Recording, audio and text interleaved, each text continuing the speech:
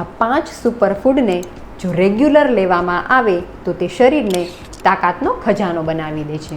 મિત્રો, આજકાલ avocado, dragon fruit, blueberry, Brazil nut જેવા મોંઘા ફ્રૂટ ખાવાનો ટ્રેન્ડ ખૂબ વધ્યો છે.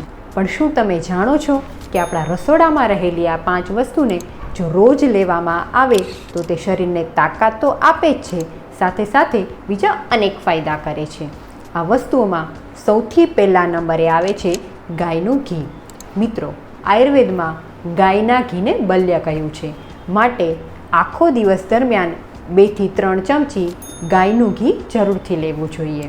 નંબર 2, મીઠો લીમડો. તે આયર્નની સાથે ફોલિક એસિડથી ભરપૂર છે. તે વાળને સુધારે છે, પાચન શક્તિને વધારે છે અને શરીરમાં અનેક ફાયદા કરે છે. નંબર 3, જીરું આપણી પાચન શક્તિને સુધારે છે, સાથે ગેસ અને અપચાને દૂર કરે છે. નંબર 4, હળદર. હળદરમાં કુર્કુમિન નામનું તત્વ રહેલું છે. તે સોજાને દૂર કરે છે, બેસ્ટ એન્ટિસેપ્ટિક તરીકે કામ કરે છે અને સાથે જ આપણી ઇમ્યુનિટીને વધારે છે. નંબર 5, લસણ.